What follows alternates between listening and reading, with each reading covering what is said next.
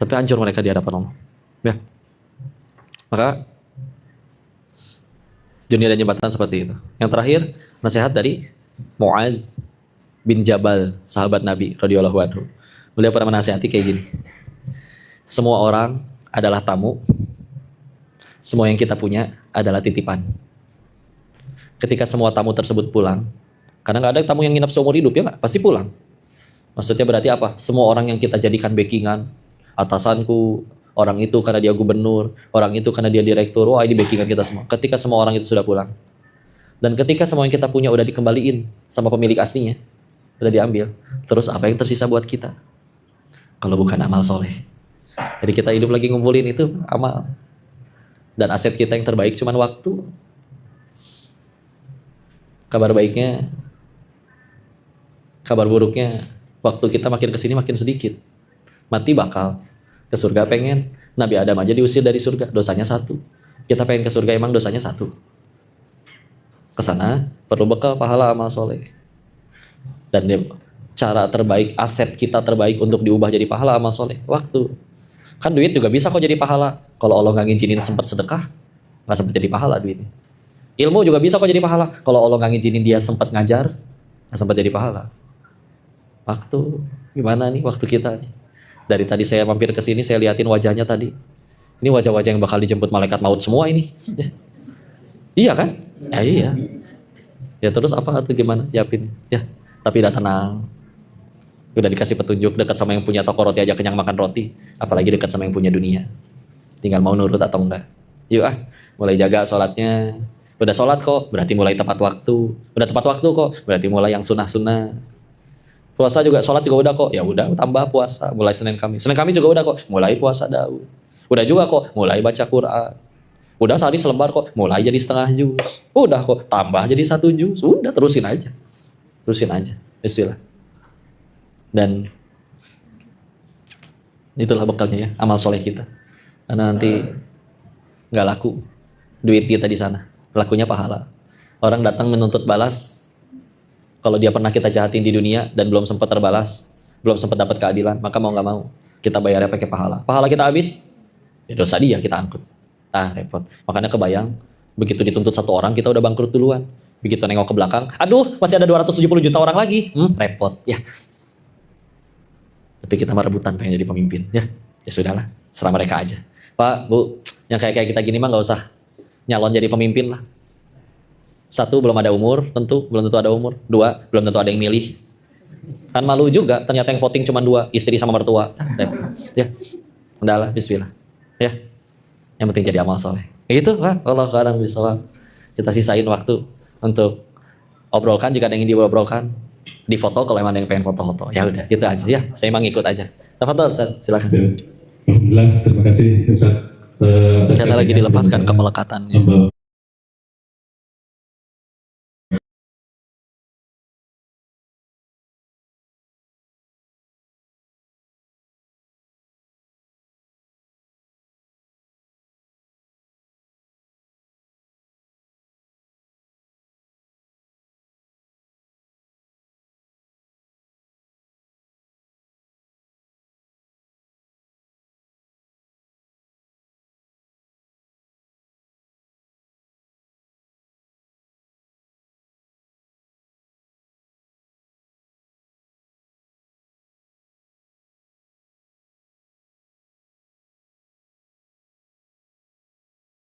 Serti dengan kodemis dan tanda tangan. Nanti segera monggo bagi yang berkenan untuk menghubungi panitia. Tanda tangannya nggak harus tanda tangan saya, Pak. Boleh tanda tangan masing-masing. Jadi kan memudahkan. Iya. Siap. Ya, tunggu. Silakan. Ada penanya dari ibu-ibu 1, bapak-bapak 1. Monggo, mumpung masih ada waktu sekitar 15 menit. Ya, monggo. Ustaz. Bismillahirrahmanirrahim. Assalamualaikum warahmatullahi wabarakatuh. Waalaikumsalam warahmatullahi wabarakatuh. Matur nuwun atas kesempatan yang diberikan. Iya, sami-sami, Ustaz. Dari apa yang Bapak sampaikan tadi, ada yang ingin kami tanyakan terkait kadang-kadang kita itu sudah bekerja, tidak hanya setahun 2 tahun, bahkan sudah puluhan tahun. Iya. Dan Allah menakdirkan pendapatan kita segitu-gitunya aja. Iya. Dan akhirnya timbul rasa ketidakpuasan atau bahkan kecemburuan sosial dengan teman kita yang notabene bekerjanya baru kurun waktunya pendek tapi rezekinya sudah lebih di atas kita. Nah itu gimana tipsnya supaya kita di dalam hati kita terutama tidak timbul hal-hal seperti demikian dan supaya kita lebih bersyukur dengan apa yang diberikan oleh Allah Subhanahu wa taala. Mungkin kita tanyakan. Assalamualaikum warahmatullahi wabarakatuh. Waalaikumsalam warahmatullahi wabarakatuh. Maka aslinya kita menyadari bahwa semuanya judulnya masih ujian, Pak. Dia dapat duit lebih banyak dari kita padahal masa kerjanya lebih singkat, berarti dia lagi diuji. Pasti lulus. Enggak, lulusnya nanti. Kalau duit dia yang tambah banyak dipakai untuk tambah taat baru lulus. Ya. Tapi kalau ternyata duit dia memang tambah banyak, Pak. Dan padahal kerja baru sebentar, pemasukan lebih besar. Tapi dipakainya maksiat buat pacaran, buat check-in ke Oyo, nggak modal ya. Aston kayak apa kayak ya. Maka ya berarti musibah Pak bagi dia. Jadi satu, kita sadari dulu semua judulnya itu ujian. Baru jadi nikmatnya ketika bikin kita tambah dekat kepada Allah. Dua, aslinya rezeki manusia itu cuma tiga Pak. Ini kata Nabi ya. Satu yang dimakan jadi kotoran. Dua yang dikenakan jadi usang. Tiga yang diinfakkan di jalan Allah. Ulangi ya, yang lain juga biar hafal. Satu yang dimakan jadi kotoran. Dua yang dikenakan jadi usang. Tiga yang diinfakkan di jalan Allah. Maka ini bisa menjawab, itu yang koruptor uangnya banyak kok. Betulan bisa bikin, bisa beli makanan, makanannya bisa dimakan, masukin dalam perutnya. Bisa betulan beli villa. Ya.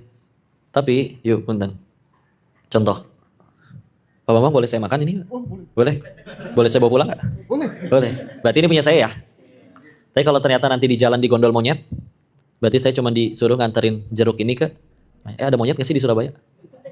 Ada di KBS ya? Atau yang kayak monyet banyak kali? Enggak, astagfirullah. Ya. Sebelum lewat sini, belum tentu jadi rezeki kita. Contoh lagi, di rumah punya kulkas? Ada. Di dalamnya ada migar, minuman segar. Iya, nggak apa-apa dong, BKI juga singkatan. Ya. Ternyata ponakan pada minum, habis satu kulkas. Berarti rezeki kalian yang beli kulkas dan isinya, atau rezeki ponakan? Ponakan. Sebelum lewat sini, belum tentu punya kita. Punya buku tabungan? Ternyata banyak buku tabungan.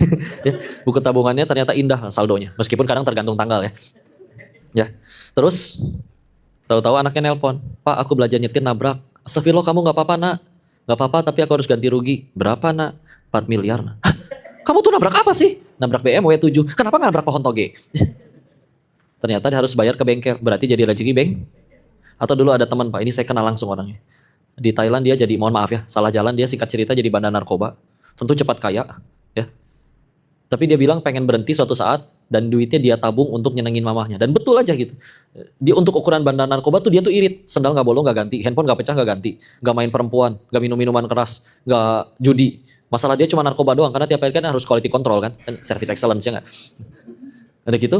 Suatu ketika dia dikhianatin, dicepuin, pacarnya kabur dengan laki-laki lain, dia di penjara. Ketangkapnya, dikurungnya di penjara Kamboja. Nego dong dia sama yang nangkep. Saya nyebutnya oknum ya, karena demi Allah pasti masih banyak pihak berwajib yang soleh. Ini di Kamboja deh, jadi polisi Kamboja nggak apa-apa, beda cerita ya. Polisi Kamboja ini mah ya. Nominal yang diminta untuk bebasin dia Pak, tepat senilai tabungan dia 5 tahun jadi bandar narkoba Pak. Bebas sih bebas Pak. Ngelamun tuh dia, berarti buat apa selama ini saya irit-irit nabung? Ternyata cuma lewat doang, bukan rezeki saya. Sebelum lewat sini, belum tentu jadi rezeki kita. Ya, makanya kalau kita lihat, itu uangnya lebih banyak. Bahkan yang lebih banyak daripada si teman kerja kita itu tadi. Ada koruptor yang lebih banyak. Tapi pertanyaannya kan antara ketangkap duluan atau mati duluan. Kalau kemakan, repot, duit haram masuk ke badan. Kemakan anaknya, bakal ngebantah tuh anaknya bakal kurang ajar. Ya. Kita juga sama. Kita nih, Bapak jukir balik. Pak. Yakin semua rezekinya buat Bapak? Ada yang jadi rezeki anak kan? Ada yang jadi rezeki istri? Ada yang jadi rezeki orang tuanya mungkin? Tapi bedanya apa? Bedanya meskipun rezekinya cuma ngalir ke orang lain, buat kitanya masih sedikit, tapi kan pahalanya untuk Bapak. Dan itulah bakal kita pulang. Atau mau ditukar? Semua duit di dunia jadi buat kita deh. Saldonya 18.000 triliun misalkan. Ngalahin Elon Musk misalkan. Ya. Tapi ya udah, seumur hidup nggak pernah jadi amal, nggak pernah dapat pahala, berbuat, bertindak, ucapan apapun semua nggak jadi amal soleh. Berarti meninggal bawa apa? Iya, dapat duitnya, iya, dapat jabatannya. Emang laku di hadapan Allah? Enggak. Atau bisa jadi ada orang yang di luar sana nih lebih sering ditindas, lebih sering nggak dikabul doanya, tapi orang ini tiap ngomong, berucap, bertindak, berbuat, ketemu orang semuanya jadi pahala, jadi amal soleh. Meninggal, bisa jadi dia yang paling banyak bekalnya. Jadi bismillah. Episode aja ada yang dia diujinya kayak gitu. Kita diujinya gini, siapa yang paling beruntung? Yang bisa menjadikan apapun yang terjadi dalam hidupnya jadi jalan tambah dekat sama Allah. Dia berarti yang menang banyak. Ya. Istilah gitu aja, kita rezeki nambah banyak juga. Nanti ketika akhirnya udah benar-benar kaya, ada titik bingungnya juga. Beli makanan, perutnya nggak muat. Beli villa, 1000 villa punya, nggak mungkin pindah villa tiap hari. Packing terus kan pegel. Yang paling nikmatin villa di puncak, di Batu, Malang itu siapa sih? Si Mamang sama si Bibi berenang tiap sore di Batu. Ih, seger hidupnya. Lari-larian di taman Mamang, Bibi. Nanti malam mau tidur di lantai berapa sayang? Ih, enaknya. Orang Mama mau nginep situ bayar 10 juta semalam, dia mah digaji. Makanya pengen bahagia mah jangan kerja di BKI, mendingan jaga villa di Batu. Ya, enaknya di villa ya, tiap hari di tempat wisata. Tapi ya gitulah, yang penting jadi amal soleh. Wallahu a'lam bishawab. Bud? Ya, terima kasih Ustaz. Kalau kita dengar jawabannya Ustaz ini kayaknya hidup itu wenteng gitu. Kayaknya lupa segalanya, lupa Ustaz gitu. Oh iya, tadi yang aminnya kenceng kan Bapak utangnya. Ada Ustaz. Ya, sure. Terus selanjutnya, monggo ada penanya dari Ibu Pak. Aduh. Ibu ada? Tadi cuma 2 penanya dari Bapak 1, dari Ibu 1. Ada Ibu? Enggak ada. Jangan nanya aneh sudah. Atau nggak pengen dipanggil ibu mungkin dari mbak-mbak. Dari Bapak, ayo. Udah? Nggak ada. Saya serahkan ke Bapak ya. Ya. Oke, sebentar. Saya bukan ustadz, saya santri. Cuman diajakin ngaji. Assalamualaikum. Santri banyak dosa diajakin ngaji, masa nolak? Waalaikumsalam warahmatullahi wabarakatuh. Menurut saya ingin tanya. Tapi dulu belajarnya di Darut Tauhid, di tempat pondok pesantrennya Agim. Lalu kuliah jurusan hadis di Khadimus Sunnah. Lalu S2 ekonomi syariah di Tazkiyah. Ya gitu aja, nyantir seumur hidup. Itu bagaimana ketika dengan menerima hidayah dari Allah melalui suatu ceramah yang dibawakan oleh Agim. Haji Agim ya, itu yang menyentuh pada panjenengan itu sehingga merubah hidup panjenengan sekarang menjadi lebih soleh. Amin ya rabbal alamin. Insya Allah dari istiqomah. Amin ya rabbal Mohon alamin. kami diberikan pengalaman tersebut mungkin menjadi hidayah juga buat kami semua. Oke. Ya, terima kasih. Jadi dulu semua orang kan pengen bahagia gitu Pak. Jadi dulu saya sempat ngiranya kayaknya bahagia harus punya uang. Karena dulu papa saya sempat bangkrut, beliau sakit, saya anak pertama dari 4 bersaudara, ada jumlah hutang yang harus dibayar, nominalnya besar. Jadi kayaknya selesai gitu pakai duit. Maka dengan lemahnya iman akhirnya berangkatlah ke Thailand di sana. Singkat cerita memang dapat banyak uang di sana, ya. Tapi ya itu dia, ternyata selagi judulnya dunia bisa bosen, Pak. Ya. Ini misalkan saya doyan sekali dengan jeruk ini misalkan. Tapi kalau saya makan jeruk ini sehari 3 kali bertahun-tahun bosen nggak? Bosen, gumoh malah. Ya. Jadi kalau misalkan Bapak suatu saat ada takdirnya terima duit per hari 300 juta atau 100 juta, 200 juta, serah. Maka kalau itu terjadi bertahun-tahun, demi Allah bisa bosan. Kalau ada yang berkata, masa iya terima duit 100 juta tiap hari bosan kok? Maka ngapunten saya harus jawab kayak gini. Berarti kalian belum pernah sekaya itu. Ngapunten. Tapi betul, dunia bisa bosan. Ketika bosan saya jenuh dan gelisah. Saya mikirnya, si bodoh ini malah mikirnya mungkin saya cuma kurang kaya. Ternyata saya gaul sama bandar judi yang lebih kaya, masalahnya aneh-aneh. Yang lain kan mikirnya masalah SPP, ya, masalah uang kontrakan, gitu. Mereka masalahnya ngelihat ini jeruk lagi nih, ada di restoran tempat mereka makan, di seberang jalannya ada warung tenda, ada anak lagi ngupasin jeruk buat ibunya. Buangan bijinya pun tangannya dinantikan oleh tangan anaknya nunggu keluar dari mulut ibunya. Anak gua nggak pernah tuh kayak begitu katanya. Meskipun anaknya kuliah di London, kuliah di Jerman, ditelepon selalu di reject, minta duit baru nelpon. Dia kesel sama anaknya sendiri. Istri lu baru lu beliin BMW, nih supir kirim foto, dia baru berzina sama berondongnya di mobil barunya itu. Jadi hidup kayak gitu tuh betulan ada. Dan mereka nggak ada yang pengen selamanya hidup seperti itu. Kalau kami ngobrol, bahkan kalau dalam keadaan mereka lagi mabuk di tempat duga, mohon maaf ya. Kalau ngomongnya tahun depan mau ngapain, mungkin mereka jawab kita bikin 5 web judi lagi. Kalau tanyanya 5 tahun ke depan, mungkin mereka jawab bangun 1 kasino lagi. Tapi kalau jawabnya 30-40 tahun ke depan, mereka sama. Pengen hidup di rumah hangat, di rumah rebahan di rumah yang hangat, dikelilingi anak cucu yang tampan, cantik, rupawan, pinter-pinter, juara olimpiade fisika. Duit bukan masalah. Itu udah, ujungnya itu. Apalagi?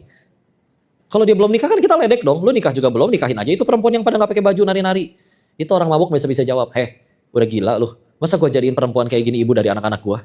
Untung aja perempuannya orang Thailand jadi nggak ngerti. Karena dia ngomongnya pakai bahasa Indonesia. Jadi mereka nggak pengen selamanya. Saya cari pasti ada orang yang puluhan hidup tahun di dunia seperti itu tapi tetap happy ending seperti tadi. Itu dia Pak, nggak nemu Pak. Ada yang udah pemilik kasino ini kemana? Mati kena HIV AIDS. Pemilik kasino ini kemana? Masih di penjara dikhianati anak buahnya. Ada yang masih kaya sampai detik ini? Ada, tapi agak gila karena anak-anaknya mati overdosis narkoba semua. Saya sampai di titik saya berarti harus berhenti, tapi pilihannya dua, mau berhenti sendiri atau Allah paksa buat berhenti. Tapi kalau berhenti takut. Karena masalah rezeki, ninggalin duit segini banyak, ngulang lagi di Indonesia, mulai dari nol. Itu dia muncul video kajiannya Agim di YouTube. Bayi aja janin dalam perut ibunya belum bisa kerja, belum bisa sholat. Ibunya makan jengkol, pete, karedok, ikan pe, apapun semua dimakan. Semua nutrisi yang ngalir ke plasenta, ke janin. Pertanyaannya itu janin yang nyari rezeki atau rezeki yang datengin janin? Segitunya. Terus kamu gede-gede bisa kerja, bisa minta, bisa sujud sama Tuhanmu, segitu ragunya sama Allah. Ngerasa digampar tuh. Pulang, tutup YouTube-nya, terus akhirnya pesen tiket pulang, nyantren di tempat beliau. Ya terus nanti beres dari beliau, ngambil lagi jurusan hadis. Sekarang lagi lanjut lagi S2-nya ekonomi syariah. Ya jadi santri selamanya. Karena tahu sadar diri ini bodoh dan banyak dosa maka perlu ngaji. Singkat cerita seperti itu. Tapi kadang yang suka ditanyakan duit-duit haram yang dulu pada kemana? Maka saya jawab, saya bawa pulang dong. Serius. Tapi mungkin kata Allahnya kayak gini. Katanya mau tobat. Masa sisa uang haramnya gak dibuang? Ya Allah gak sanggup, kan banyak. Ngumpulinnya lama, masa dibuang? Yang benar aja ya Allah. Tenang. Kalau gak sanggup, akan kukirimkan bala bantuan. Jadi saya banyak ditolong orang, Pak. Siapa yang datang? Tukang tipu datang semua. Ya. Ditipu habis dan namanya bisnis banyak duit di sana banyak Pak. Nggak mungkin dong saya di Indonesia jualannya Thai tea 10 ribuan. Mohon maaf ya kalau ada yang jualan itu tetap halal. Tapi otomatis saya akhirnya bisnis yang agak gede. Saya bikin perumahan, jadi developer, satu pun gak laku demi Allah. Dibikin ketemu yang jujur pun dibikin gak laku. Akhirnya apa? Habis. Sampai jualan kaos kaki di trotoar emperan Dago 10 ribuan. Sampai akhirnya pandemi, akhirnya ngelamar kerjanya apa? Lowongan paling banyak pandemi itu kurir, Pak. Karena orang jadi pada pesan online semua. Akhirnya saya kerja di JNT, naik motor nganterin paket. Ini kan paket, Pak, dulu. Ngambek. Apa, Pak? Udah. Mana katanya janji Allah hijrah tobat? Mana habis-habisan kayak gini? Percuma, udah nonggeng, udah sujud. Habis-habisan. Mendingan balik lagi ke Thailand. Tapi akhirnya nyampe di satu titik. Iya ya, kan itu pertolongan. Sisa uang haramnya jadi gak ada yang kemakan. Apa jadinya tobat hijrah sambil makanin duit haram? Repot. Ya. Cuman waktu itu kenapa saya ngambek? Sederhana. Karena waktu itu Tuhan saya duit. Bukan Allah. Buktinya ketinggalan sholat gak nangis. Hilang duit baru nangis. Kita sih hatinya selain Allah terus. Pantesan stres melulu. Nah gitu kurang lebih. Allahu a'lam bishawab. Wah ngejar pesawat. Ya Allah. Silakan Ustaz.